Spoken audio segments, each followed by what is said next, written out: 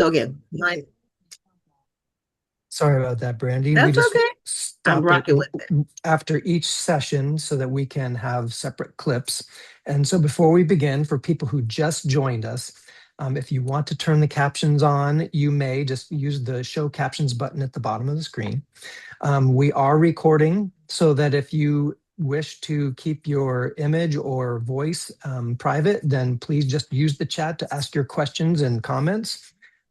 We encourage everyone to participate and let the presenters know what you're thinking and wondering. We do have here our speakers, Brandy Jones-Thomas and Gregory Beyrer. What if we started with humanity first? And now I will hand the microphone over to those two to start off our session. Thank All you. right. Go ahead, Greg, you go first. Thank you. Good morning, everyone. Thank you for joining us in this session. What if we started with humanity first? Whether you are here in person or watching the recording, you are welcome. We look forward to your engagement and hopefully we'll share some interesting things with you. Please. Brandy, same. I'm very excited to be here. Willing to share passions, of course, and always ready to improve humanity. So, yeah, let's get started. So, we're going to talk a little bit about a couple of things today, but we hope you take away some ideas about creating, facilitating, and learning equity-centered problem solving. Our agenda today is moving us towards some questions and some ways to approach the idea of equity, but also to understand what humanity might mean in the world of equity now as we must do it. So our agenda today will be what is the Equity Academy we have here at our campus. We use a teaching and learning model using social psychology to help us put a framework on how to train and support new coming faculty for tenure track faculty. We have some key topics we use in the Equity Academy to engage in some interdialogue. And we had some really creative, innovative community activities that we allowed the participants to engage in that furthered their understanding of equity, but also furthered their ability to build community. Oftentimes we call these some shared equitable experiences, or may also use the word shared problem solving. Greg? Yeah, and what we'd like to do actually is to start off by getting to know a little bit about you and the institutions that you represent. There is a link on the screen. There's the QR code. It goes to the same place. I'm going to put it in the chat. This is a Padlet that has a one question poll, basically, and we'd like to know what your institution currently does to provide equity training for your newly hired faculty. And we'll ask you to take a few seconds. There's one question if you don't mind answering that, and then we'll share the results.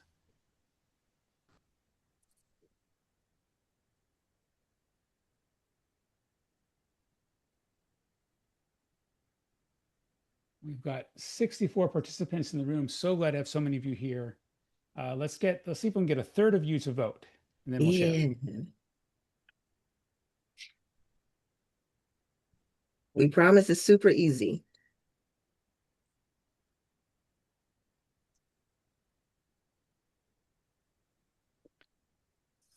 18 votes. All right, thank you very much. So I'll go ahead and open up the Padlet. And then once I vote, we'll see the results. We actually do have required training for our faculty, which is what we're talking about today. And it's great to see that a third of us, a plurality, have required training in equity for new faculty. That's wonderful. A quarter of us do not. A fifth of us have optional training, and the remaining fifth of y'all don't know.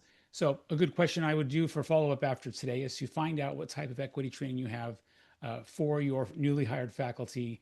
And for those of you who either don't require it or who or don't provide it, what you'll hear from me and Brandy today is a description of one way to provide that training for new faculty. Thank you, Greg. All right. So some big questions here, actually the title, right? What if? What if we had started with something different? Civil rights and the way we talk about it currently and its connections to equity work is deep, right? So we teach it, we talk about it. We have marched, we have done things that have put legislation into books. We have put it into textbooks. But what if we started with humanity first and human rights, right? Not civil, not polite, not permitted, but human. Because there's some truths there when we use the word human rights as opposed to civil rights. So part of that reality, moving into comparison, is looking at this way of civil rights and the language it gives and human rights and the way that you can't deny human rights in the way it's described. So oftentimes when we start thinking of equity work, we are grounded in some laws and other things related to what we understand as civil rights protections. And now we must kind of amp it up a little bit and add more to it that allows us to clearly see what things would be important for us moving forward. We want to ensure that every person has inherent rights. That if I'm we, working in faculty development.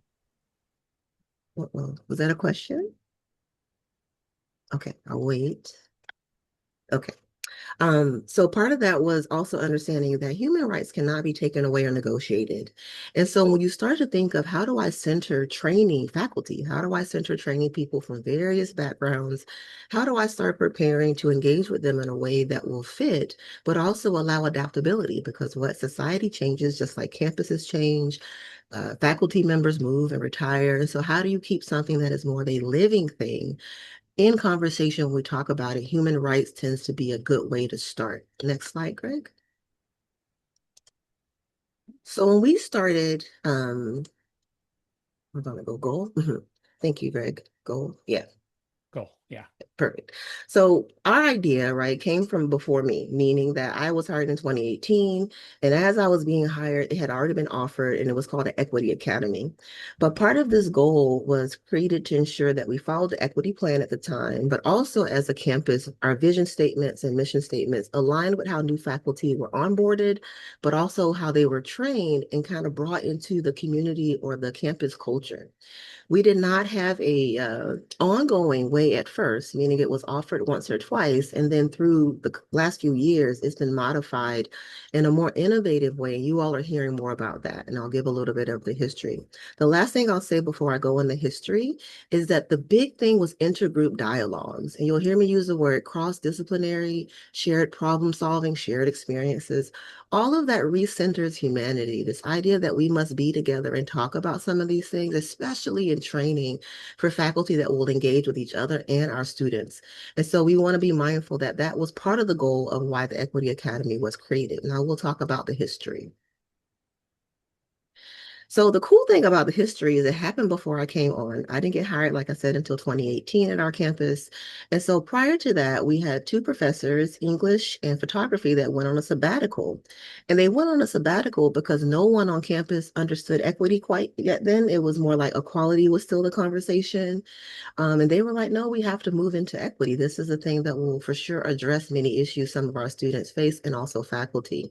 So around 2020, I participated in it right around COVID. And so that was new because it's on ground. We'll talk about how we offer it in a little bit.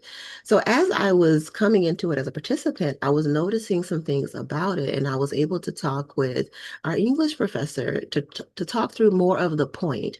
And then I love to gather history. No shame, I'm an old school therapist a little bit.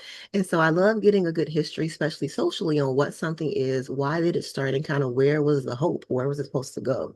So the purpose was that faculty would learn about institutional equity and equity in the classroom.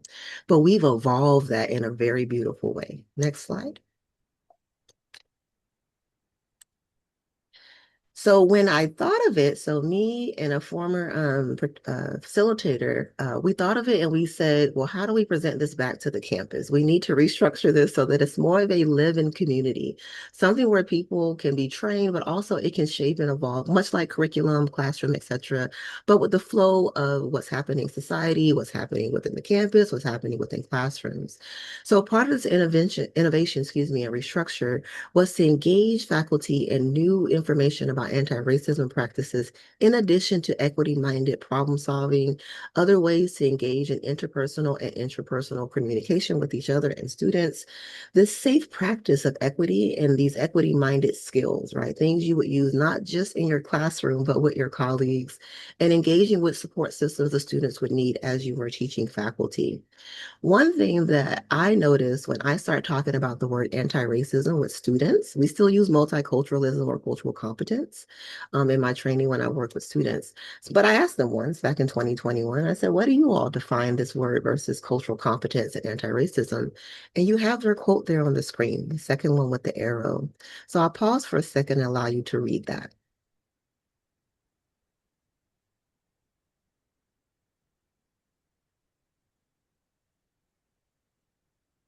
So this is a student from my intro course, right? And so by 2021, students were already aware that they needed to understand the more part of this work, that it wasn't just about being competent anymore. There was things that needed to show action. And I think as me and Greg have re-envisioned the Equity Academy, we too have moved into some action items that allow us to see what things can people do to start learning and practice equity in a new way.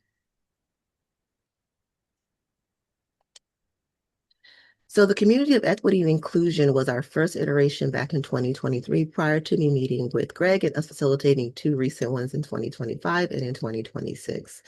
I decided to restructure it using a social psychology lens, allowing me to see a safe framework to keep theories, ideas, strategies, anything people were going to use in a social setting. I wanted them to have an understanding of this and a foundational knowledge. That's that word, cultural competence. We already know that one. But they needed to build upon that and then build that out across their classrooms, across different departments, across the campus.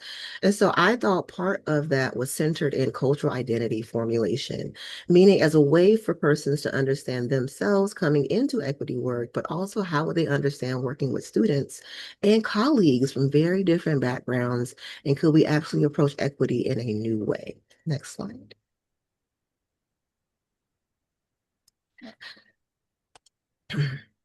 So what we get to do, you're like, oh, what do y'all do? And so we get all the new tenured faculty. So we usually have anywhere from 15 to about 20. And when we get those new faculty, we really get to mentor them. And so part of this Equity Academy language is really about mentorship, shared problem solving, shared experiences, intergroup dialogue.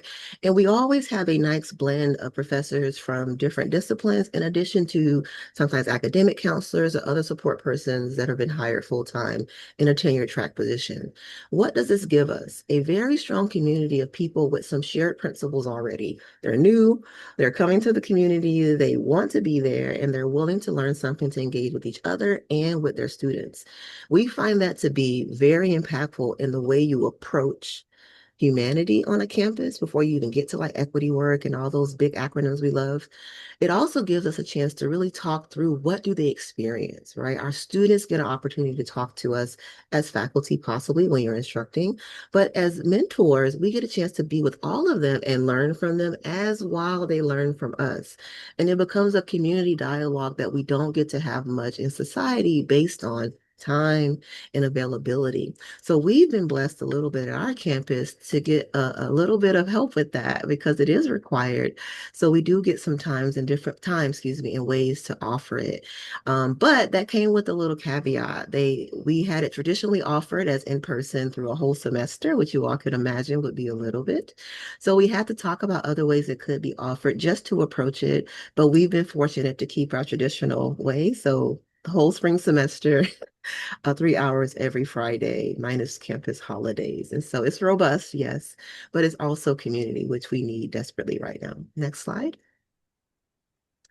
So the way we did this was to offer it as a course. And so faculty get some release time, the language we use in our campus, to say they get the same amount of time of teaching one course to be in this course.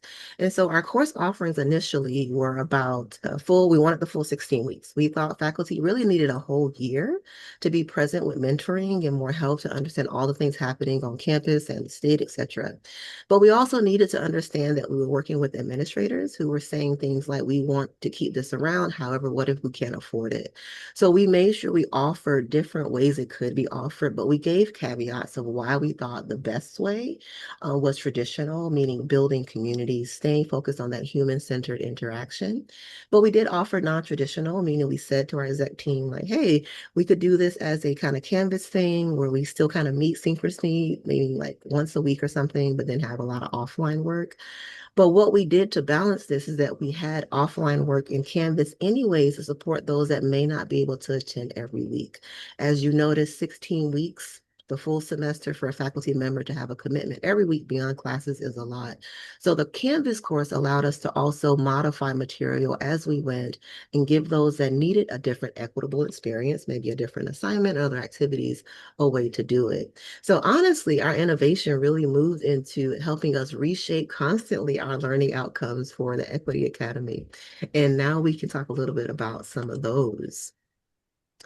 So part of the goal, like I said earlier, was those foundational skills, but to practice them and to be in conversation about them.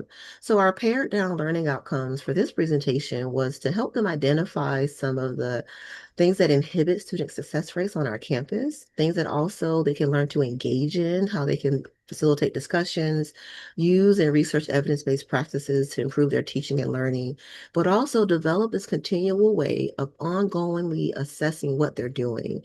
And some may move towards anti-racism practices, some may not. Some may stay in cultural competence, multicultural competencies, but all the while they're encouraged to identify, engage, and develop, meaning they will take that action I stated related to anti-racism work, even if they approach it in steps as they learn to navigate the campus and their current position. I'll pass it over to Greg for course engagement. Yeah, we, as Brandy mentioned, we use a Canvas course to encourage and support the engagement of our participants. And I've got here some bullet points identifying the ways that Canvas in particular, or I really should say any learning management system, supports the work that we do. Like any LMS, Canvas is great for organizing materials. As we cover the lectures and the interaction in the sessions during our meetings, that is all supported by the content that we provide. You'll see a list of some of the resources we provide in this slide deck. And then one thing that we really enjoy in Canvas is we use an anonymous survey each week. We call it a day in the life, where the participants are encouraged to share anything and everything that's going on with them professionally. Sometimes they share personal stuff. What that helps us do is it helps us keep in touch with what's going on around campus for our newly hired full-time faculty. It also allows them to feel seen because we will share what they shared, but of course anonymously. We don't know who wrote the things that they shared, and it gives us a chance to help them feel not so alone, because what is a normal thing that happens each week is that several of them will share the same concerns or have some similar experiences, and they appreciate having those concerns, of course, validated. Again, as with any LMS, we use announcements as we discover materials or with reminders about upcoming events. For those participants who have to miss sessions, there are faculty, of course, who are attending conferences, or sometimes they have professional responsibilities they can't skip. We use the Canvas to give them a chance to make up some of the stuff they've missed during class. And then finally, we use Parchment digital badges. So in case you don't know, Parchment is what Canvas Credentials is now, which is what Badger used to be, which is what Mozilla Backpack used to be. Over the past few years, the badging infrastructure has changed a lot for this particular software provider. They're now called Parchment digital badges, and they get a badge that they can attach to their email signatures or do whatever things that folks do with badges, similar to the badges that are offered by CVC at One for those of us who have participated in those courses. It's a great way for them to signal their success, their completion, and also their commitments to the ongoing work of what we do in the Equity Academy. Thank you, Craig. So again, what do we do? Right? So some of it is, we use the word training, right? I don't like that word per se. I like shared experiences, right? Because we're mentorship, right? It's not like I have more knowledge than they do. We're just sharing it, right? We have different disciplines. But some of the things we do is foster belonging, which seems to be a big deal in a large campus or a large department. We really talk about intercultural competence. What does that mean? We talk about creating inclusion. We talk about managing biases, and we talk about removing systemic barriers. Some of these categories we left kind of broad for this presentation, but there are a lot of unpacking to do with some of the concepts we offer. And that's again why we have so much time with them. It's a gentle balance of unpacking, repacking, unlearning, relearning, deciding what I'll do with it. And so oftentimes new faculty, like Greg said, need an opportunity, just like our students, to be curious, to explore, to ask questions, to not be afraid or to be afraid and say that I'm fearful, but know what to do. So a lot of that is what we call living lessons lessons, right? I like my little southernness came out there. Let me clarify. Living lessons. Part of living lessons is taking those concepts of this training circle you just saw, but then mixing in all these different topics. Next slide, Greg. Yeah. And so what does this time with them look like? It looks like a 3-hour lecture, kind of, but with cool activities in it. To keep them interested and engaged. And me and Greg are going to show you all what those mean in a little bit. So living lectures really embody some of the things we want them to practice while with us, but also as they're in campus communities, also while they're with their students, right? And you see some of those on the slide. I'm not going to go over all of them, but literally sometimes when they finish this, they have to do a showcase and they get a little bit nervous. And we really tell them that the showcase is to show there's questions or there's things that you want to think about as a new faculty and you want administration to hear it. So the other beauty to our Equity Academy, because it is supported by the campus and it's required at the end of the 16 weeks of the full semester, they're able to present to their colleagues, to the campus, and to administrators, their deans or their administrator. And they talk about what thing they're bringing as some of these topics related to the living of it, right? How will I create this through my time on this campus? We support them with also writing their self-study for their tenure track kind of documentation purposes. Next slide. So you heard us play with that word, what if? And I will tell you, we do it constantly on campus in so many ways now that it's playful, cute, curious. But it actually comes from this book. And how did I come across this book? Many years ago, working as a licensed therapist, this would have been a while ago, to be honest with y'all. When we first started hearing the word shifting from cultural competence and we shifted into like multiculturalism, then you heard like anti-racism, racial trauma. You start hearing those things kind of come up. And so any good clinician wants to be trained, right? And so I wanted to find a diversity tool that was narrative based, meaning that it was stories, not something that was, more academic, things that people can connect to. I wanted something they could connect to, that it was short stories that they could kind of read, get some hints of what the person was talking about and see if it sparks something for them, hence the title of the book. So we use the whole book within our course, and we also have them do something particular with it, which I'll have Greg share about the recordings. And so part of that is they go over the chapters and we have them connected with certain topics, which goes really, really well. And what they end up doing is starting to question things like, what if, wait a minute, this is not something I was used to doing. Now I can think of it in a different way. We doubled down on that community human-centered piece by having them record some of the chapters. So I have Greg give a little bit about them recording some of the what if chapters for future cohorts of this academy. Yeah, and in the spirit of open pedagogy and having the participants, students in this case, create something that their successors will use. What we did last year is we asked the participants to volunteer. It is, of course, entirely voluntary to audio record the chapters in the book.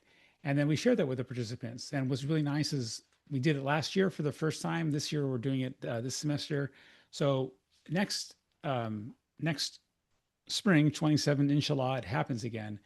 We will have a pretty robust collection of chapters that were read by the participants here. And I want to give you an example of one of the activities that a participant might choose to present on in terms of that they were inspired by the things that we've been doing in the Equity Academy. Just last week, one of our current participants, who is in our performing arts division, right, the performing arts area of campus, he asked us if it would be okay if he worked with the other faculty who are teaching video or audio and had their students read some of those chapters because it's a great experience for students, especially those who are interested in becoming voiceover actors. It's experience for the students who are working with the technology, right, in terms of audio recording and those things.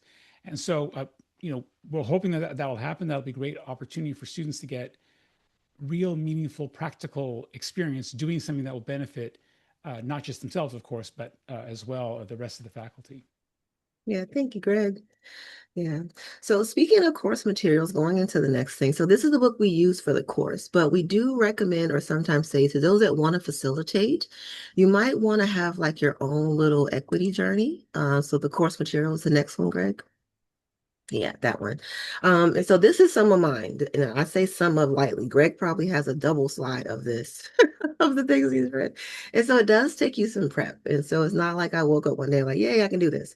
It took some years of thinking, reading things, trying to understand what would be needed on a campus, what would be beneficial, and then sadly, what's measurable, right? How can I get data and outcomes? Because we are shameless. We need data, we need outcomes. We need to show that what we're talking about or what we're offering makes sense and can make some systemic changes to the campus issues we see, me and Greg.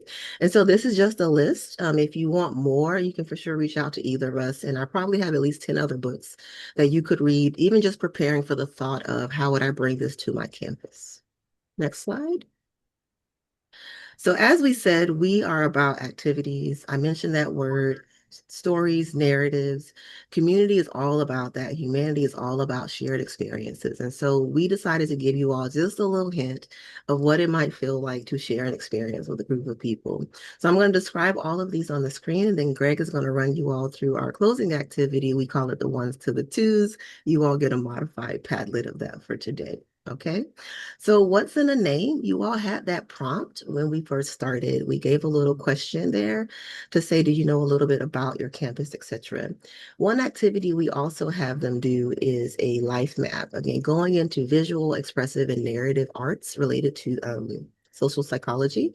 They have to kind of draw up where they are on campus and remember other things. Now, those that work online have different things to think about, but most are able to at least know where we are in the building when we meet. We meet in person, remember? And this was Greg's idea. And so Greg created this and they really loved it. It gave a new home to campus life, but it also gave a new awareness to community. The other activity is nice shoes. And so within the book, there's a reference in a certain chapter to some shoes. So I use that to playfully talk about comfort and discomfort and equity work. And so participants are encouraged to bring two pair of shoes to one of our meetings, and one pair is very comfortable. One pair is not so comfortable, and they must bring both pair. And oftentimes, sometimes as we're hitting heavier topics, I may say, what shoes are you wearing? Right. And they will sometimes get quiet and like, these are my uncomfortable ones. These are my interview shoes.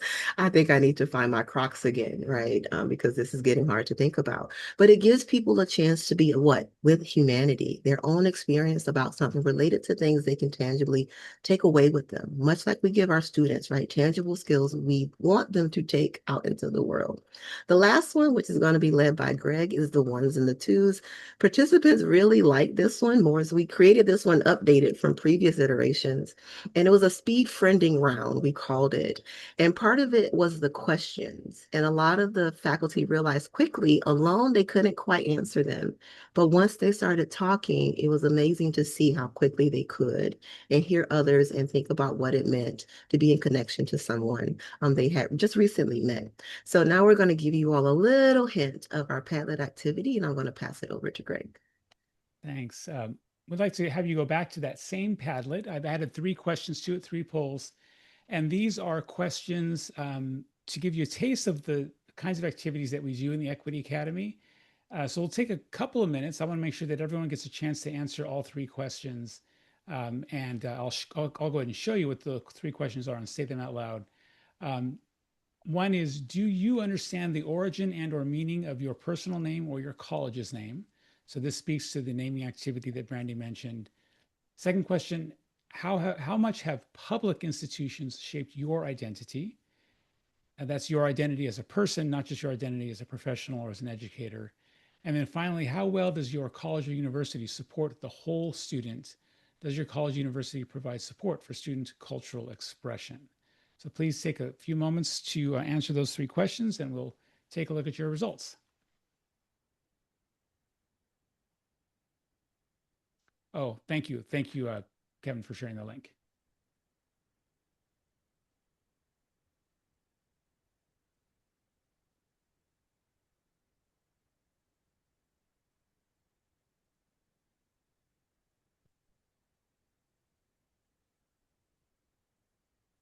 And I'd like to make a brief comment that since we're doing this via Zoom, I happen to be fortunate enough to have a spare bedroom at home. So I am in my house, which means I'm wearing very comfortable shoes. Me too. Me too. That'll make us ready for their questions, Greg, if they have some.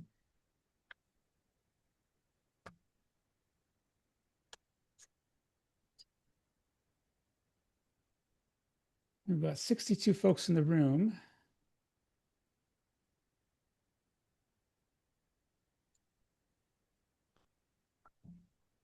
Mm.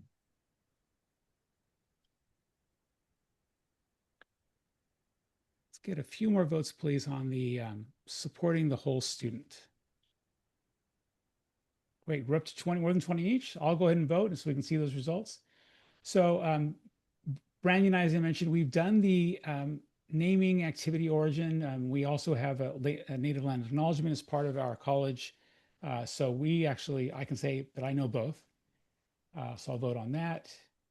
And 3/4 of us know both. That's wonderful. So you'll know the origins of your name. You also know your college's name. Some of you know the personal name only, college name only. It's wonderful when we do this activity, both with our participants at the beginning of the semester, and then when we do the final presentation, when our college presidents and our vice presidents are there, they do the same thing. We kind of begin with this activity and we talk about our names, and it's wonderful when folks, they're on their phones sometimes Googling what the heck does my name mean, which is okay, right? They're getting the information however they can. How much a public institution shape your identity? I know it is fundamental for me because of my entire life has been spent in public schools. I've almost always worked for public education. And I know my parents are both public servants. So I'll say yes for that. And again, almost 3/4 of us share that same thing. Public institutions have played a fundamental role. Some role for about 1/4 of us. And none of us said that public institutions have played no role. I think that for me, when we're talking about equity and we're talking about structural racism, it's easy for some folks to think, and none of us do here, but it's easy for some folks to think that the public stuff doesn't matter, right? Because it's all been their own efforts, their own families' efforts. Finally, how will your college university support the whole students? We are institutionally supported. I know that in California's community colleges, we all participate in the Student Equity Action Plan. So we all receive funding to provide support for students. So we do it at CRC. And I can see that about half of us present here do this institutionally supported. About 1/4 of us have it as community or student supported. As Brandy and I were writing these questions, one thing, if you haven't used Padlet quizzes before, these polls that we're using today, this is my first time using it. I learned that you're limited to 4 answer options. And so that meant that we had to be very precise with our wording and precise with how we set up the questions, which I actually sometimes like working within a structure because that forces me to be creative. One of the things that we acknowledge in our discussion is that every student is getting support in one way or another, else they would not be there.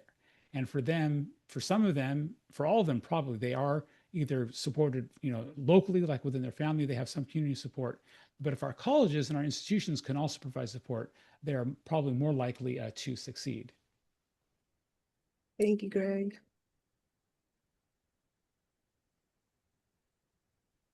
So the activity, you can go back to it, Greg, so we can show them the areas just in case. So part of those, if you notice, those are all really centered in humanity, meaning you're gonna have to interact with people to do most of that, right? We all need a name, right? We all have a name or something we use to identify ourselves. And so it becomes another way to center on the most foundational ways to be together in safe space, right? And sometimes you start with a name before you get into equity literacy and all these other things. And then the meanings of our names, even our institutions, our identity is foundational sometimes in how we believe we've been shaped or not shaped by these institutions we come in contact with. All right, next slide.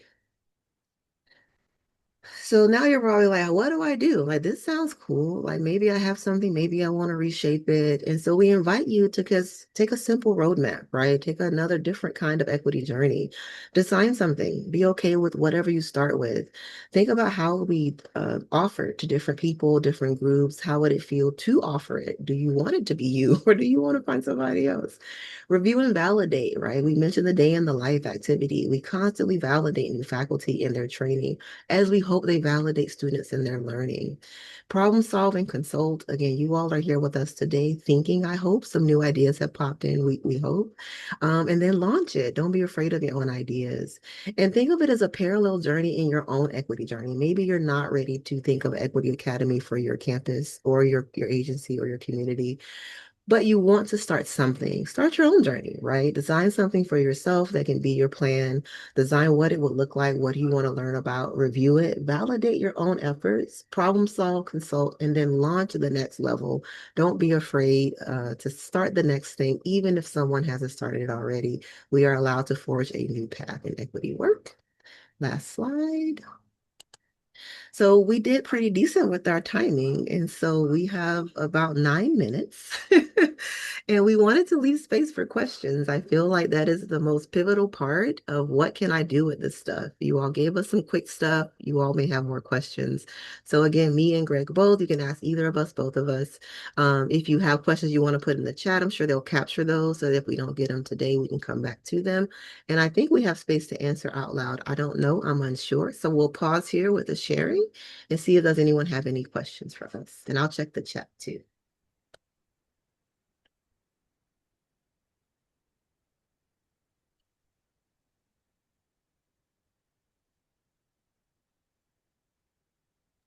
I would love to hear if someone's willing to volunteer that that number from, go back to the Padlet. 30% of us have some required equity training. I would love to hear what is the format for that. And I'll share for you with you for us. I'm not sure we said this yet. Our first year full-time faculty in their second semester in the spring, they get a 20% reassigned time. So they are those full-time lecture faculty, right, who usually have 5 classes. They only have 4 in the spring semester because the pay, the time, the whatever, the commitment for that 5th class, they're spending with us in the Equity Academy. So what are the other things you guys are offering?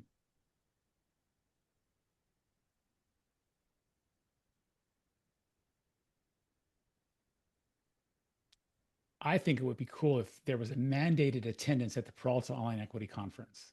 Me too. I think that'd be a good start for some folk. Oh, yay. Okay, we have a question. All right. Yeah.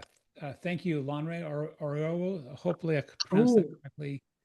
this Um, is a good question. yeah. The process We, for administrative buy-in. I'm going to speak quickly to that, Brandy, because I know you know more than I do. yeah, Uh, that's great. and I think it's important to sustain it. So I don't know the buy-in initially, because even though I've been working at the college a long time, they didn't invite me to participate in this until just the last couple of years. The In order to sustain it, inviting, in, requiring participants to present on how they embody right the spirit of the Equity Academy, and inviting administrators to present is really wonderful. What we had last spring, spring of 25, we had administrators present again, and some of them said to our professional development dean, hey, we should have these same folks come and present to all of the faculty, to all the college at the upcoming fall flex. So at Mhm. our fall flex week in fall of 25, we had some folks present there. And I'll show you one last thing that I do in the languages that I use with my administrative colleagues is I I manifest it and I just assume it's going to keep happening. So, for example, like we get mid year hires, right? Someone whose first semester is the spring. We had some, I think at least 1 or 2 that are this is their first semester right now.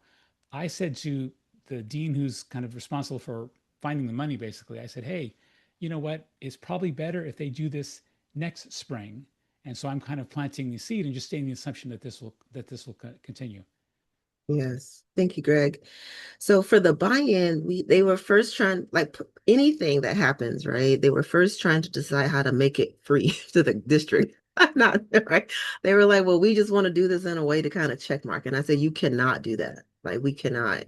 And so how I approach administration is so fortunately, again, the person that had mentored me in the Equity Academy, the same professor that was an English professor that started the academy and was leading it, I would end up going to meetings with her with our exec team. So that's usually VPs on a campus, so all the vice presidents.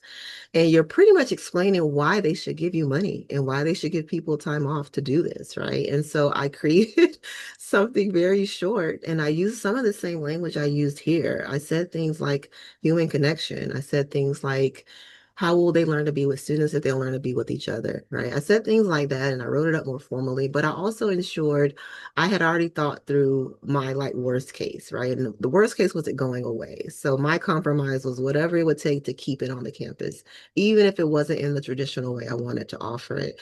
So sometimes when you're working with administration, excuse me, it's nice to offer them 3 or 4 options, but then please tell them outright if you feel comfortable. If you do it those ways, you will not get the same results. And when they say, well, what do you mean? What I mean is the results you are seeking is them to be able to do this with students, not siloed, right? Or with faculty in their department. And they're like, yeah, that's true. That's why we have PD. That's why we have Flex. And so administrators eventually found us money. That's the other part. They will find the money if the thing fits. And what made that fit for us is we found learning outcomes, or we developed learning outcomes and interventions that were easily measurable by our research department and an outside entity that validated the work. And so as the work became validated with our learning outcomes, it became easier to advocate. And so again, I'm a person that believes in data support and data literacy. So approach administration with data literacy, options, innovation, but also lean back into your Senate. If you're like, I can't quite get what I need, because I went there too. And I told the Senate why I think this would be harmful to faculty coming on if they weren't onboarded properly. Yeah. Does that answer your question? Yeah. Awesome. All right. And thank you, Mark, for the sharing the link to Oh, Equity yeah. Well, check it Unbound. out. Yeah. And also Kevin for the Peralta online equity training, right? Is also available for download the Canvas Commons. Thank you. Brandy, I'm going to advance to our last slide, right? Because this has Yeah. contact Yeah. information on it.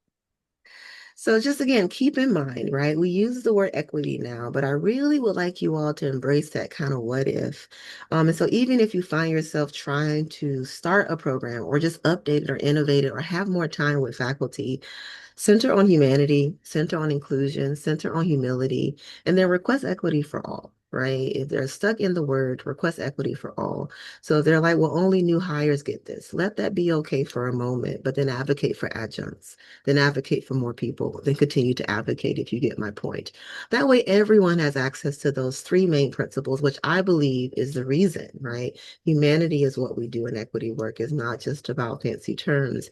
It is about making conditions safe for people, but also engaging with each other in ways that can promote humanity and keep us all in good trouble, right? Related to how we keep our world safe.